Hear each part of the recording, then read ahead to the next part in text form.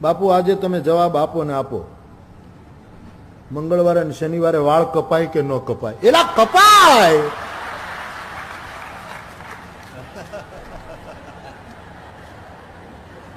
આવી નાની નાની બાબતમાં શું ડરો છો યાર?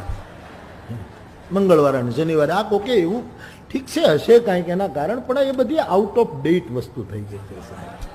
બધી એની ડેટો બધી એક્સપાયર થઈ ગઈ સાહેબ. હવે ફેંકી દો.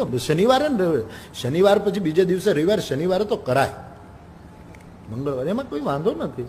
પણ તમને પછી મનમાં બીક હોય તો ન કરાવવું, એમાં પૂછપૂછ શું કરો છો?